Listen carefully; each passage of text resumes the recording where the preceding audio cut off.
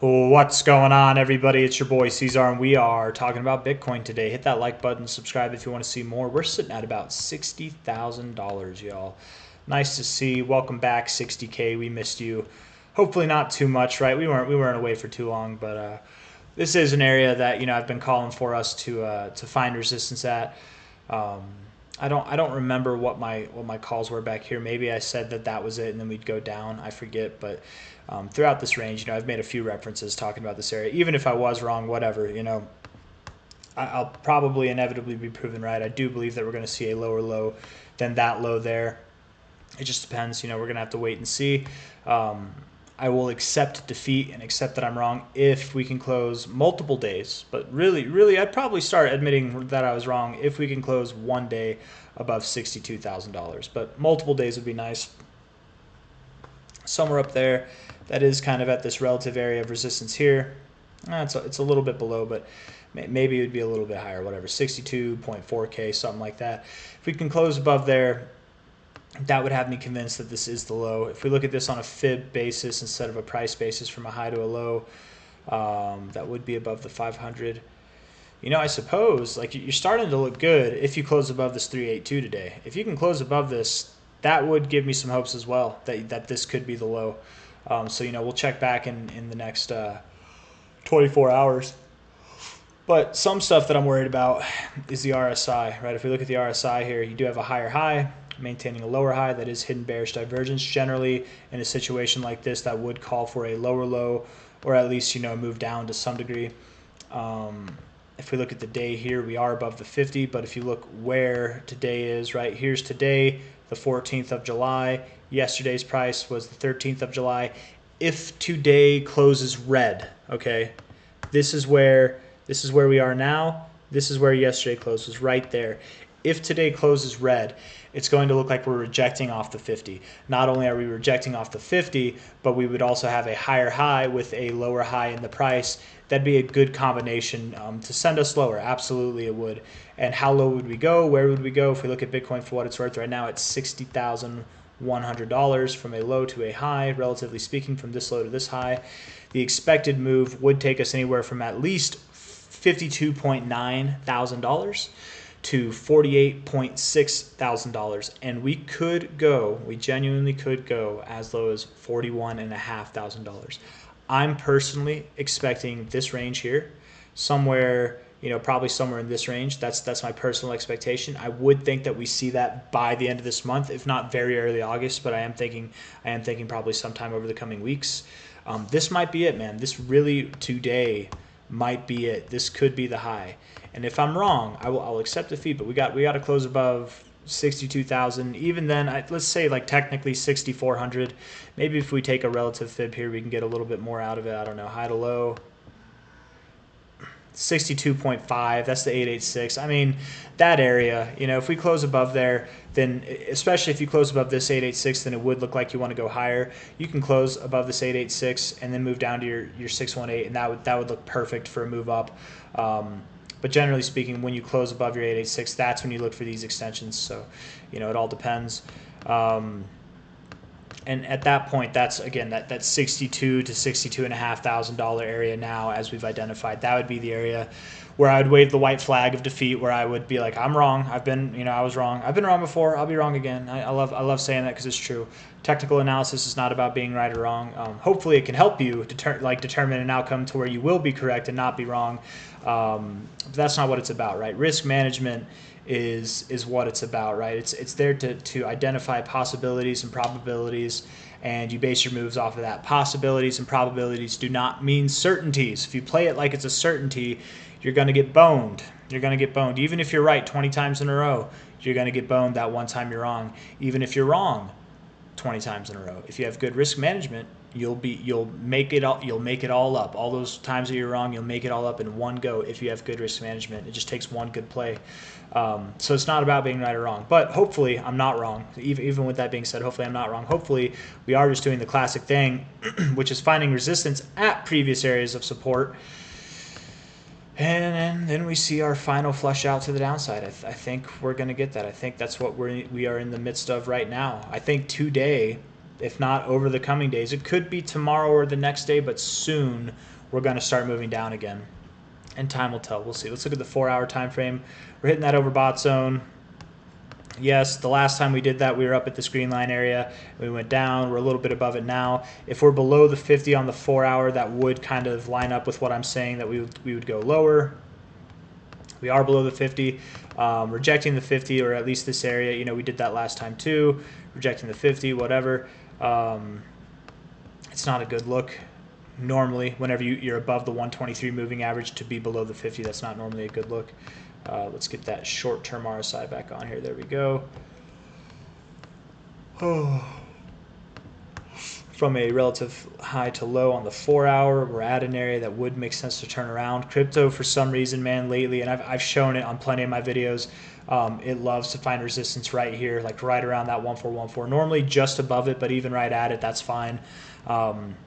And it's not the common one. The most common ones, as far as extensions go, it's normally your 1272, your 1618, even your 1886, and then your 2272. Those are like your common ones. But the 1414, we've been having a fling with it lately across the board for crypto. So it would just be perfect to find resistance here. If we look at the 1-hour, moving up, creeping up as volume's declining, getting higher highs on a closing basis while getting lower highs, bearish divergence.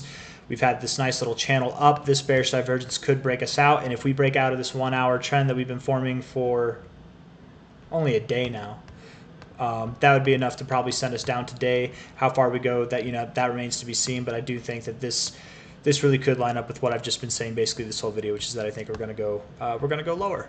We're probably going to go lower. Again, from this low to this high, kind of your expected target area. This is kind of the area, though, that I'm more expecting is this here, and we'll complete this down here and draw that, and we'll make it a snowman, give him some buttons, I don't know, carrot nose, something like that. He looks happy.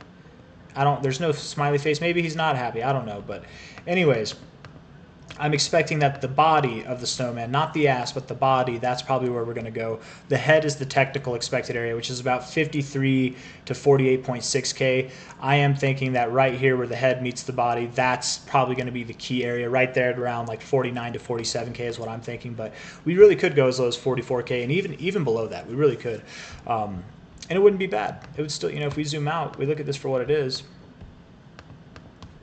If we went all the way down to, just based off the trajectory here, take a straight line, from here to there, we could go all the way down to, yeah, like 43K right there and be fine. We really could, and still be fine. Matching up with this trend perfectly.